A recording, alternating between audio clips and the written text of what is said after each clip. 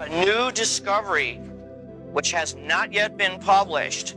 It relates directly to the black communities across America. After here, I'm going to Bimini. As she said, I'm also going to speak at the Ouachita Conference again in Louisiana about this.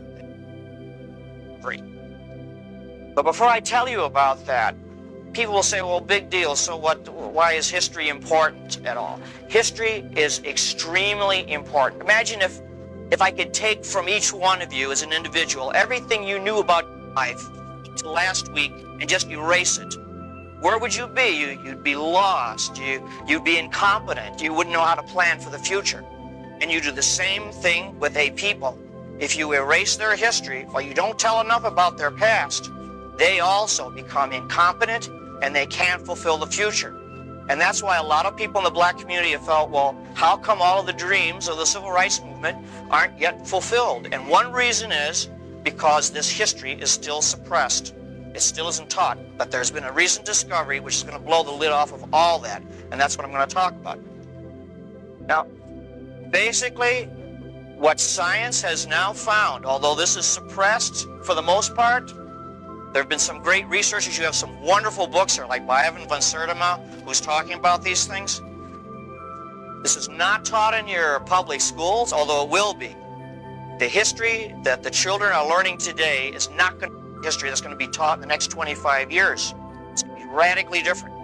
We now know for a fact that long before Columbus, there were 4 major migrations of blacks to the Americas, different parts of the Americas, for totally different reasons, totally separated from each other by many centuries. But nonetheless, there were these black,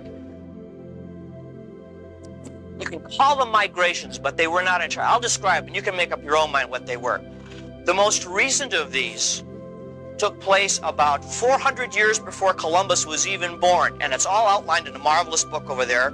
It's called The Golden Trade of the Moors. And it is now known that the West African Kingdom of Mali had huge fleets of merchant vessels, and that these kings, these black kings of West Africa, began sailing across the Atlantic to Mexico as early as 900 AD. Now, why did they do that? They did that for trade, not for conquest or invasion. They did this for trade. Mali was very wealthy in gold. They had lots of minerals. Some of the black kingdoms, they were called the Yoruba or the Benin. They were great workers in bronze. But the trouble with West Africa, and it's still a trouble today, not enough food, famine. Somehow, the black kings of Mali had preserved this tradition of long before, where there was this kingdom across the sea, a totally different one. It was very hard to reach. You needed to have excellent ships and good sailors, and nobody in Europe was doing it at this time. But if you cross that sea, this other kingdom across the Atlantic was very rich in a certain kind of food, which the people over there called maize. We now call corn. And these West African kings launched at least 2 major fleets, trading ventures, that went across the Atlantic 900 AD to about 1600 AD.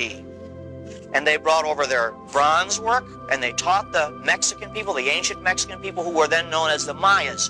The Mayas had built up a great kingdom of their own, but in 900 AD they were in decline. They were really on the outs. Nobody knows exactly why, but their society was in decline. They were losing all of their technology. Then these black fleets came across from West Africa, from Mali, and they presented a lot of gold work, bronze work, and in return, they came back with shiploads of corn, maize. Now, we know for sure that this actually happened because very recently, you'll see in the next issue of our magazine, not this issue, the next issue is coming out in about 2 weeks. This is part of the discoveries are happening so fast and furious, it's hard to keep track.